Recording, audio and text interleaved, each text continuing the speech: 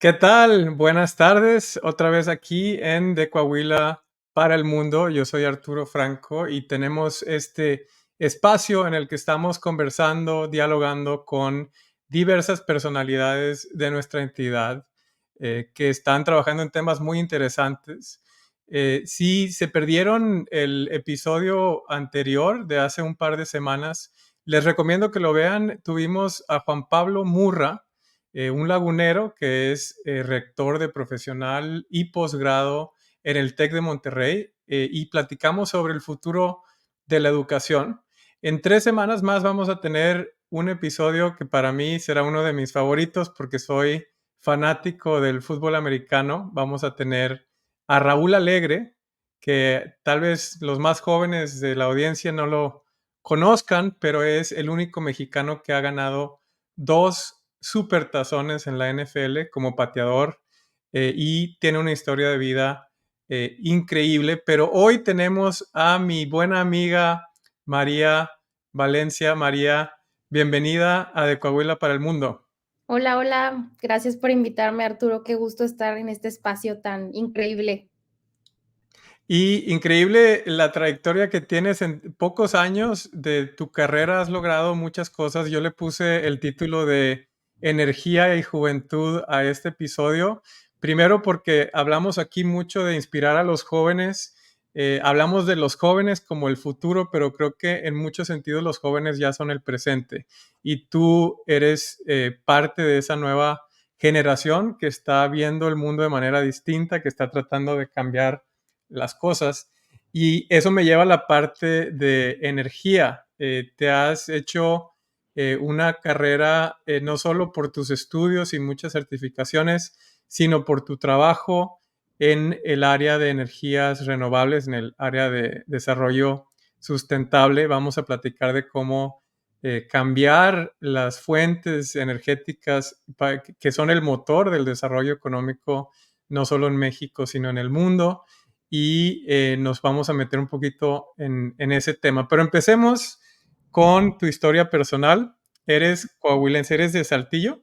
Sí, soy de Saltillo, Coahuila. Muy orgullosa.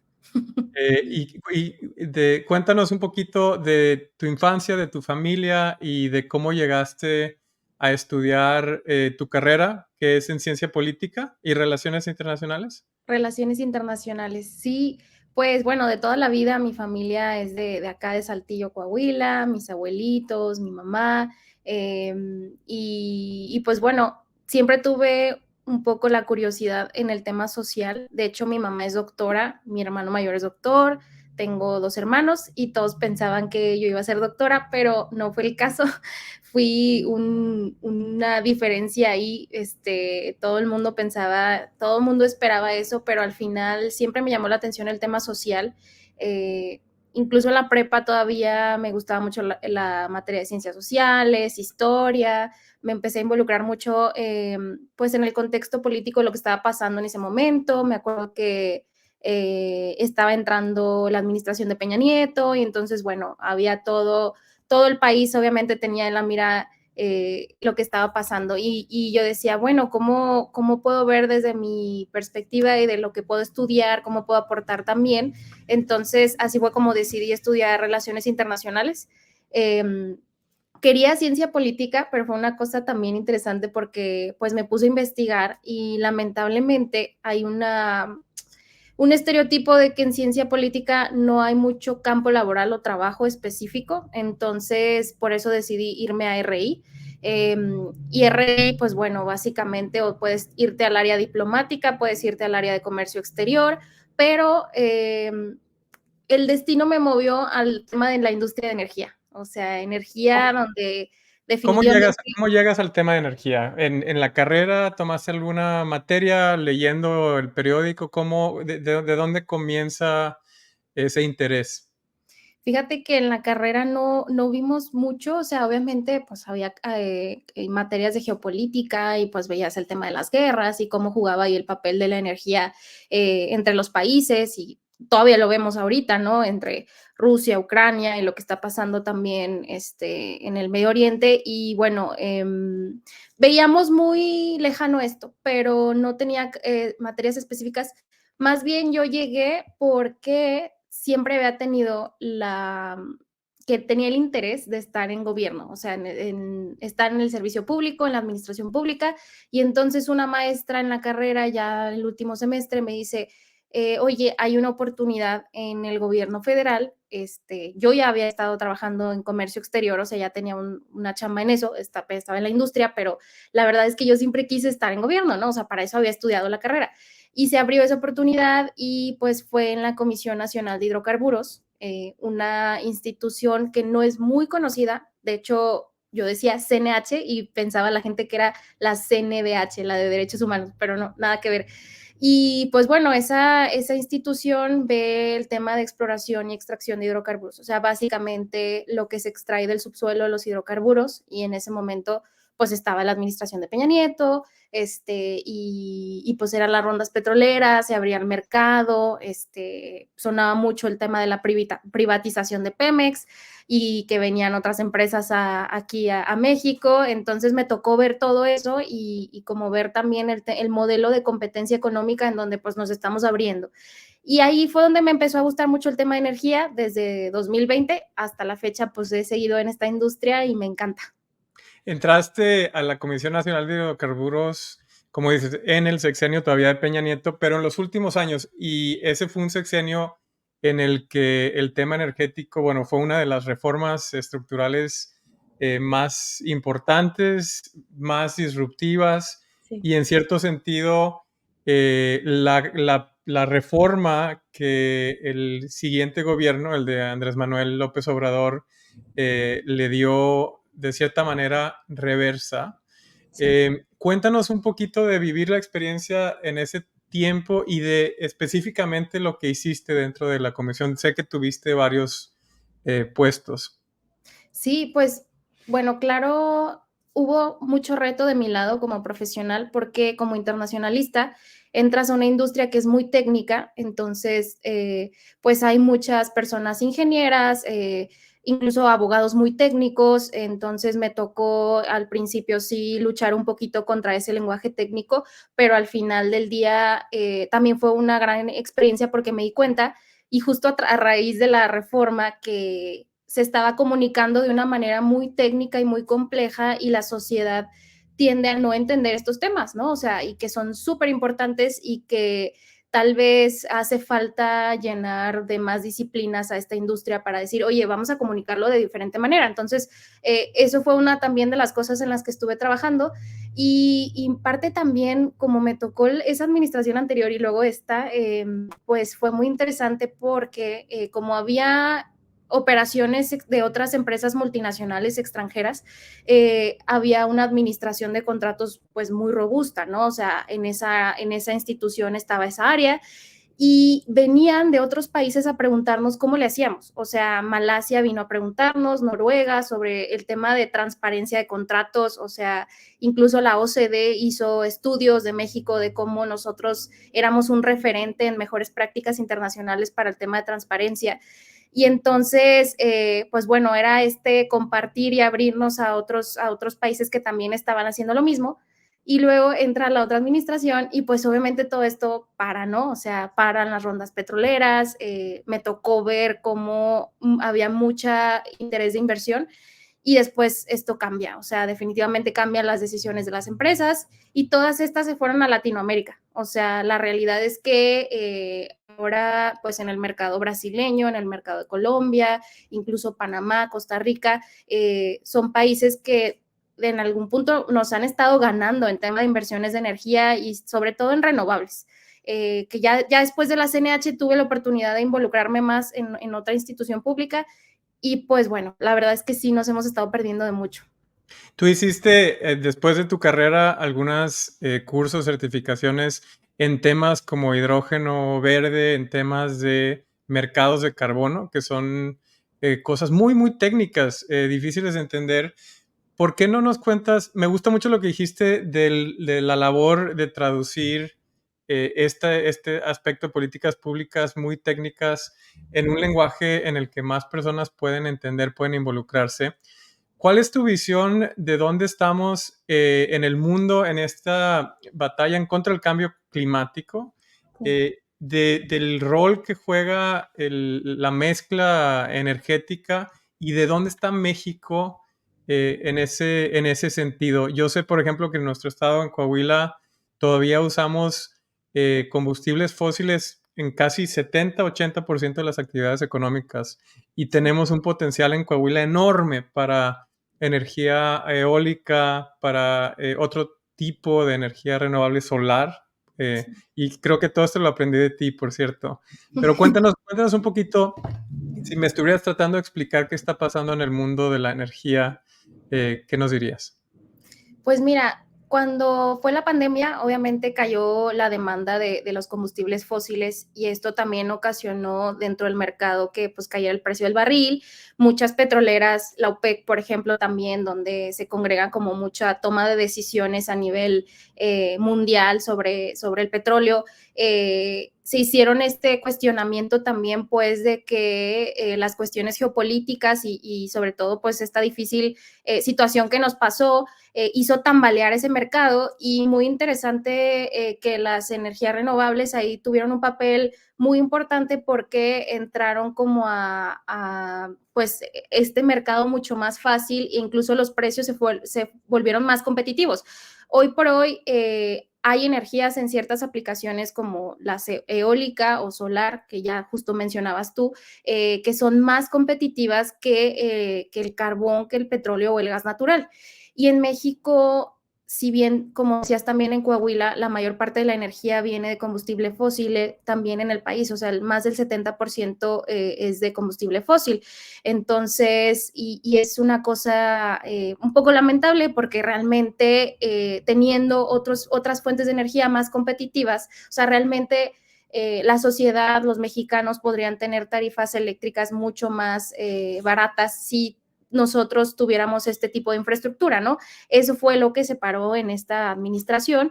Y sin ánimos de ponernos políticos, más allá de esto, que si bien para mí es un motivante el tema económico, o sea, definitivamente el buscar que la calidad de vida de las personas mejore, pero también en el tema que sea mucho más accesible, pues es que el cambio climático es una realidad. O sea, justo este año hemos visto fenómenos climáticos mucho más extremos.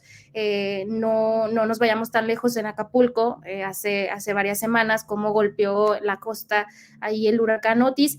Y eso te pone a pensar, ¿no? Como que realmente, por ejemplo, muchas ciudades van a dejar de ser habitables porque no están construidas para vivir o sobrevivir este tipo de fenómenos, ¿no?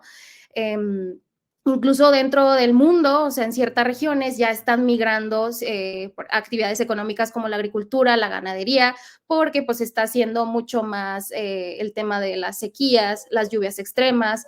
Entonces, esto se debe pues al aumento de temperaturas. Hemos tenido un aumento de temperaturas histórico.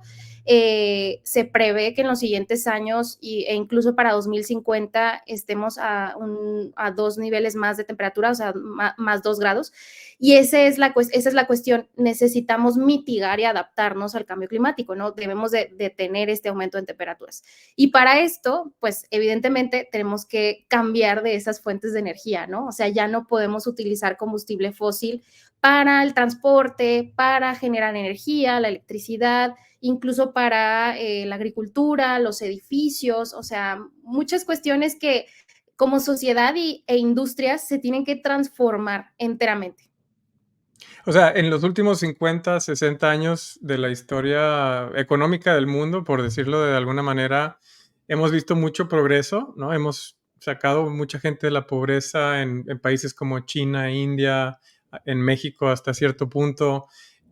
Tenemos vidas más largas, más bienes materiales, el costo de las cosas es menor, pero el modelo económico, el modelo de producción que hemos venido usando, basado en estas energías sucias, han generado un impacto no solo en términos como de contaminación, sino en realmente calentar al mundo, como vienes diciendo. Escuché este verano que en básicamente todo el mundo se rompieron récords no de 10 años, no de 20 años, de cientos de años Sí. en temperatura. Y la frase que se me quedó grabada, María, es que probablemente este será el verano más frío del resto de nuestras vidas. Eso pega. Para tu generación, ¿en dónde pondrías el cambio climático en el ranking de aspiraciones de temas en los que crees que tu generación se tiene que enfocar? Bueno, yo creo que ya está dentro de una agenda en el top 3 de temas prioritarios para nuestra generación. O sea, creo que, por ejemplo, muy interesante también he escuchado si bien no en México, pero las juventudes que van a buscar un trabajo a las empresas ya traen una tendencia de preguntar qué políticas tienen ambientales. O sea, por ejemplo, en vez de entrevistarte a ti, ellos están entrevistando a la empresa para decir, oye, ¿tú qué estás haciendo por el cambio climático? El tema de los famosos ESG, Environmental, Social and Governance, que son criterios que ya en el mercado se han estado utilizando mucho en las industrias y que pues ya en México está llegando, es un poco atrasado, pero está llegando. Y eso me llamaba la atención porque en otros foros he escuchado a las empresas que dicen, es que yo ya casi sí estoy entrevistando al candidato, pero ahora él me está preguntando a mí qué estoy haciendo yo, o sea, para Así ver es. si le gustaría trabajar conmigo, ¿no? Si yo soy responsable y de la parte social y ambiental. Y definitivamente sí, yo creo que ya las nuevas generaciones traemos esto muy importante en nuestra agenda. Lamentablemente no lo hemos podido transformar a nivel de política pública tan clara en México en todos los niveles, tanto a nivel federal como a nivel estatal, a nivel subnacional, local. Sí he visto que no, en muchos otros estados, por ejemplo, pues yo tuve la oportunidad de colaborar en uno de ellos, sí hubo Bueno, una... cuéntanos de tu experiencia, porque después de la Comisión Nacional de Hidrocarburos, te vas a una agencia estatal en Puebla a trabajar en el tema energético. ¿Qué es una agencia estatal? ¿Qué estados tienen ese tipo de organización? ¿Y qué hiciste en Puebla? Sí, pues fíjate que hace tal vez 8 años más o menos se creó este modelo. Son agencias de energía que están dentro de la Secretaría de Economía y su principal función es promoción de inversión en energía de todo tipo, ¿no? O sea, puede ser, por ejemplo, en Tabasco hay una agencia, en Tamaulipas hay otra agencia, hay al menos 15 en el país. Puebla, Tabasco, Tamaulipas, Hidalgo, Jalisco, Nuevo León, varios países, estados, y lo importante ahí es que ellos ven qué necesidades y bondades tiene su propio estado. O sea, por ejemplo, en Veracruz la realidad es que hay mucha industria petrolera, pues obviamente ellos también se enfocaron un poquito en la parte de hidrocarburos, pero en Nuevo León, por ejemplo, se han estado enfocando mucho en renovables. En Coahuila estaría genial que hubiera una agencia porque ya lo mencionabas tú, sí tenemos mucho potencial. Y lo que hicimos en Puebla, por ejemplo, sí fue enfocarlo mucho a la sostenibilidad, porque Puebla tiene potencial para hacer geotermia, que es el aprovechamiento del calor del subsuelo para hacer energía eléctrica. Hay muchos ríos, hay muchos cuerpos de agua que podrían ser utilizados para la energía, bueno, con hidroeléctricas. Hay potencial eólico, hay solar, entonces tiene una diversidad de potencial de energía. Entonces, pues definitivamente cuando se hizo la agencia, que me tocó estar un poco en el inicio, sí fue como que cuál va a ser nuestra visión hacia futuro. Pues definitivamente es la sostenibilidad. Y entonces lo que hacíamos pues era recibir a empresas, escuchar, por ejemplo, qué proyectos podían hacer. No han sido muy bien recibidas a nivel federal, entonces el hecho de que haya una institución a nivel subnacional que pueda escucharlos y donde quieran hacer precisamente sus proyectos, pues es mucho más, de repente puede ser mucho más rápido, ¿no? El poder ayudarles. Pero si bien no tienen mucho margen de maniobra, o sea, realmente sus funciones a nivel, digamos, como de funciones legales, pues no hay mucho que puedan hacer más que promover y pues eso fue un poco el tema de decir, sí hay esfuerzos a nivel local como para buscar la sostenibilidad, pero pudieran ser esfuerzos aislados que en algún punto alguien arriba los va a tener que retomar y juntar y decir, vamos a hacer una estrategia, ¿no? O sea, si acá ellos ya identificaron qué necesidades tienen, y acá por otro lado también en el país, pues bueno, vamos a apoyarnos de ellos para dar más recurso y ir caminando en ese sentido. ¿Sabes Entonces, qué me recuerda cuando estuve en el Consejo de Nuevo León, que es esta entidad de planeación de largo plazo, que no es ni pública ni privada, es una especie como de alianza público-privada. Es una organización que está en la constitución del Estado, ¿no? Pero que se financia de manera pública y privada y la gobernabilidad es muy interesante. No tiene, digamos, no tiene dientes o recursos jurídicos para hacer que el gobierno responda o que haga o que demuestre avances en el plan de largo plazo, pero sí tiene algunas eh, eh, formas, ¿no?, de ejercer presión, ya sea de manera directa o con los medios o con el Congreso local. claro. Estas agencias estatales de energía ¿tienen alguna especie como de recurso para hacer que el gobierno se mueva? Bueno, por ejemplo, recurso sí tienen presupuesto, o sea, tienen, algunas no están tan consolidadas como otras, o sea, unas no son tan grandes. En Puebla tuvimos una oportunidad, éramos 40 personas. En Tamaulipas, por ejemplo, son 5 personas, en Nuevo León me parece que son 10. O sea, dependiendo también de cuál es la apuesta del gobierno estatal para estas agencias. Y en Puebla, por ejemplo, digo, hay algo de lo que sí estoy muy orgullosa. Hicimos un proyecto de un bus eléctrico interuniversitario y estuvimos trabajando con la UVM, con la Ibero y con el TEC de Monterrey, y pues fue el primer bus eléctrico en México interuniversitario que andaba rondando en las calles y que jugaba ahí un papel, por ejemplo, la digitalización, o sea, en el celular podías ver en tiempo real el camioncito, 100% eléctrico, tenía el elemento de género, o sea, si tú como mujer te sentías pues un poco, si te sentías en alguna situación de riesgo, había un botón aquí de pánico y eso le llegaba al conductor. Y fue una cosa bien interesante. De hecho, este proyecto lo hicimos con el Banco Interamericano, estuvo financiado y con varias empresas. Y entonces, eso es lo que tú, como dices en el consejo, o sea, puede haber una colaboración pública y privada muy interesante. Creo que debemos apostar por eso, porque hay capacidades que el gobierno tal vez no tiene, pero que las empresas sí lo pueden sumar. Y entonces como que ir juntos, o sea, eso fue lo que a mí me encantó en esas experiencias que tuve, de que no veamos como algo malo esa colaboración. O sea, al final del día creo que muchos problemas, no solo el tema de cambio climático, hablando en general en la sociedad, se podrían llegar a solucionar si hacemos estas colaboraciones. Vamos a terminar con el tema de tu carrera. Tuviste dos pasos después de esta agencia estatal en Puebla.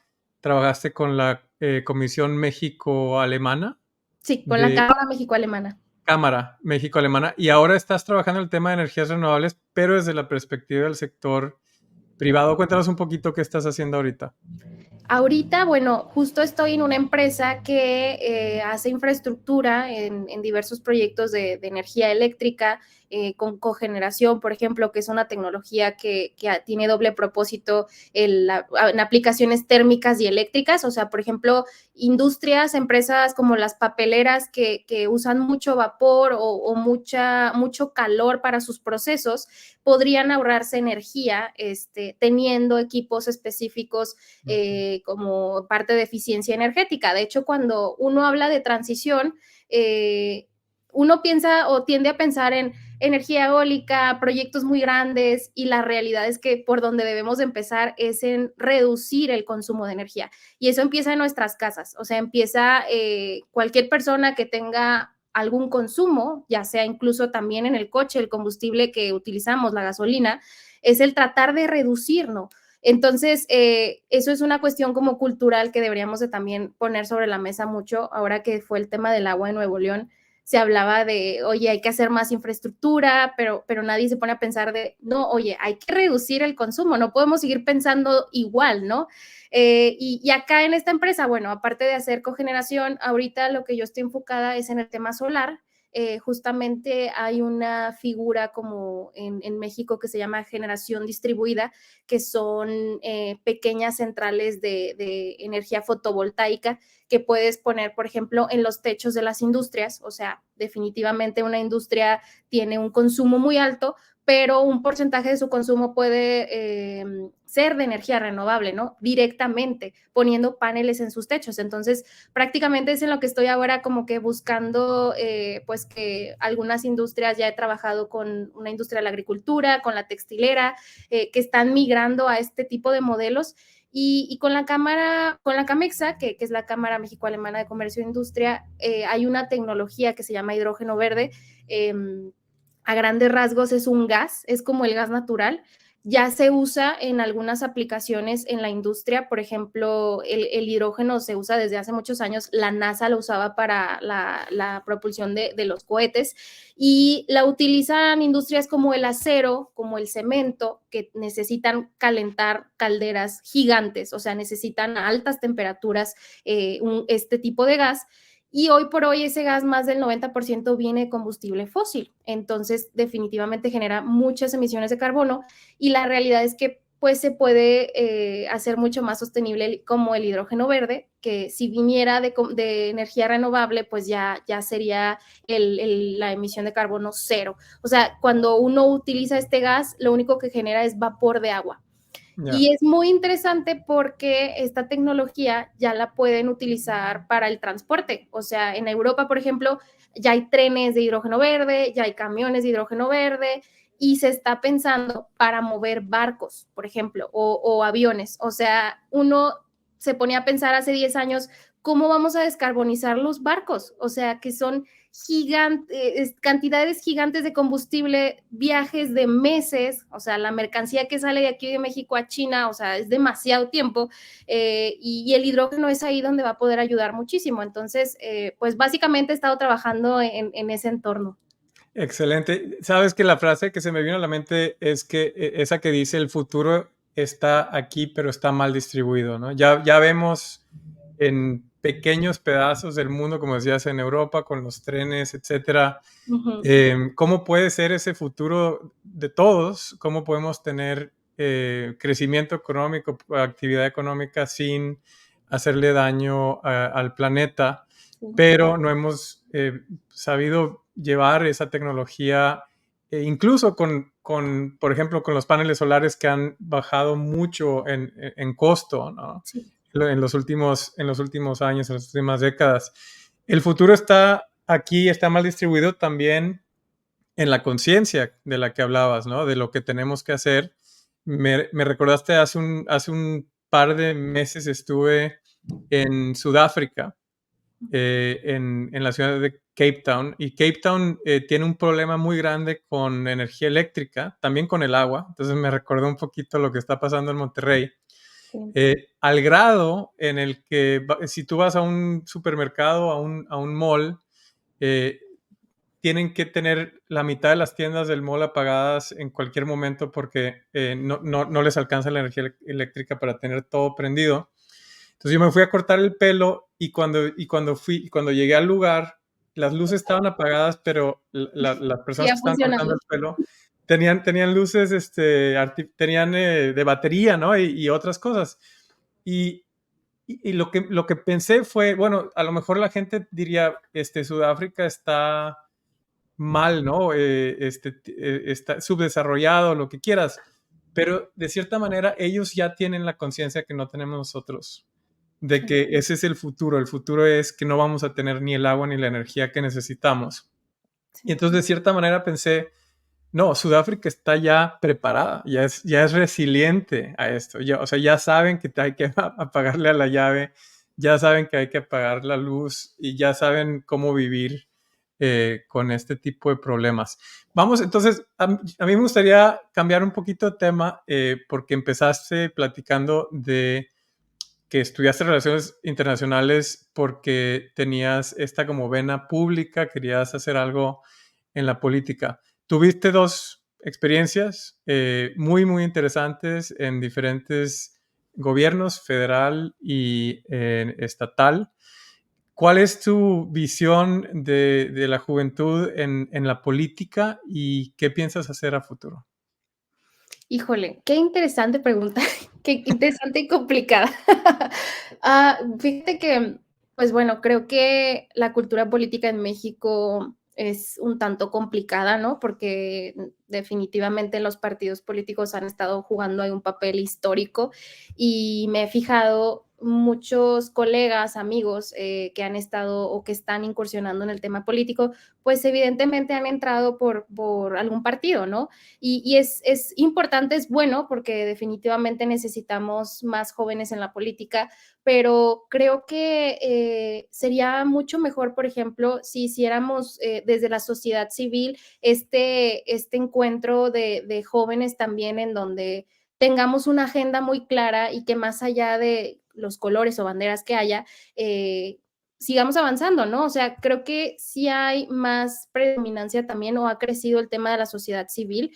Espero que lo siga haciendo. Yo he estado también dentro de ese lado y me ha encantado porque te puedes sentar con quien tú quieras. O sea, al final del día puedes tocar la puerta de quien sea y puedes sentarte y hacer acuerdos, que es lo importante. Y que ahora creo que está muy polarizado el tema político, o sea, creo que no hay necesidad de platicarlo más allá de eso, sino que se ve en nuestras redes sociales, se ve en nuestra realidad, en la televisión, en la radio, y creo que sí necesitamos hacer estos puntos de acuerdo en donde más allá de los colores o lo que sintamos o pensemos en ese aspecto, veamos que tenemos una agenda muy clara y que debemos de avanzar sobre eso, ¿no? Entonces, bueno, a mí evidentemente me encantaría en algún punto estar en ese lado, pues fue por lo que yo estudié, pero también me ha gustado mucho estar desde la perspectiva privada porque, como te decía, creo que al final lo importante va a ser hacer estos puntos de acuerdo en toda la sociedad, ¿no? El tema de privado, industria, academia, ¿no? Que es súper importante, los jóvenes y los diferentes entes públicos. Tenemos que aprender a trabajar juntos, ¿no? Entonces, tiene que haber gente conciliadora ahí y a mí me gustaría ser parte de eso también. Yo creo que, como bien dices, tenemos la sociedad que construimos, tenemos la sociedad que merecemos y si no nos involucramos, si no participamos, otros lo harán por nosotros, ¿no? A mí me gusta mucho en los últimos años ver lo que está haciendo el movimiento feminista. Mucha gente no le gusta porque han hecho algunas cosas antisociales como no sé, como rayar algunos monumentos, pero en general creo que es un movimiento que no tiene un color partidista, que no es de izquierda ni de derecha, que es sobre 51% de nuestra población y sobre la oportunidad, sobre la equidad, sobre cómo tratamos a nuestras mujeres, los feminicidios lamentables, etcétera y que es orgánico. Y tú has participado en cierta manera en ese movimiento. Cuéntanos un poquito del feminismo de las jóvenes en México.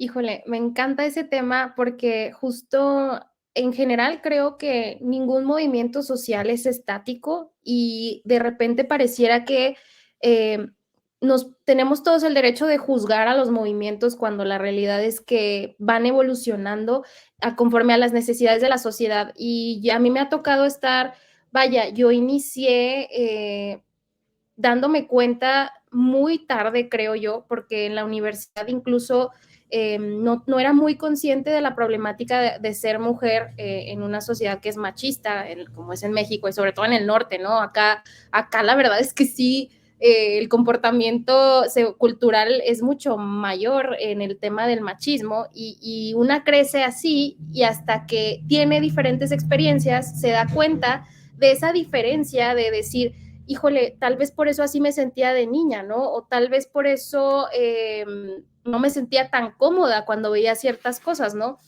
Y luego el feminismo se creó cuando mujeres platicaban lo que vivían en sus casas y decían, ah, yo también vivo esto, no sabía que tú también vivías esto, ah, y entonces como que se empezaron a juntar y así fue como se creó el feminismo, hablando y escuchando, y creo que así se puede crear cualquier movimiento en general, sintiendo empatía por la otra persona y tal vez coincidiendo de que esa persona se siente representada con lo que tú estás viviendo, y eso puede ser en cualquier grupo, como te digo, en la comunidad LGBTI, etcétera, y creo que ha tenido mucho más relevancia porque justo las redes sociales, la forma en cómo nos hemos comunicado, se ha vuelto mucho más accesible, ¿no? O sea, antes no podíamos mandar un mensaje tan rápido, no podíamos leernos, Twitter, pues no podías ver lo que pensaba un presidente o lo que pensaba una persona líder de opinión, ¿no? Entonces, se han vuelto cada vez se ha vuelto cada vez más fácil hacer este tipo de posicionamientos y eso hace que otras personas que se sientan igual se unan, ¿no? Y evidentemente, por otro lado, va a haber otras personas que no van a estar de acuerdo. Entonces, yo siempre he pensado que en la medida en la que nosotros aceptemos el cambio, vamos a poder, nosotros en general, o sea, vamos a poder evolucionar como sociedad, porque son luchas muy válidas, o sea, la realidad es que hay una deuda histórica con las mujeres, o sea, el feminismo se crea para darle ese espacio en la sociedad que se merece. En la época de la Ilustración, por ejemplo, hubo muchas obras de arte anónimas que eran mujeres detrás que no podían poner su nombre porque no tenían permitido ni pintar, ni escribir, ni hacer esculturas, ¿no? O sea, es una cuestión como muy interesante el decir, hemos vivido así históricamente esta falta de reconocimiento y ahora vemos por otro lado a mujeres muy sobresalientes, liderando países, empresas, organizaciones, y está como este parteaguas en donde para mí lo más importante es la representación. Las niñas más pequeñas que pueden ver en la tele a estas mujeres van a poder creérselas que pueden ser eso también.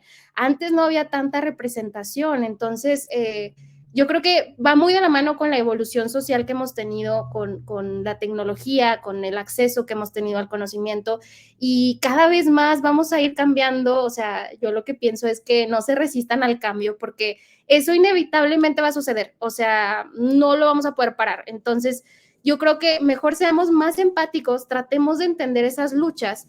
Y si bien puede que no estemos de acuerdo al 100%, sepamos convivir. O sea, al final del día es eso, tenemos que convivir.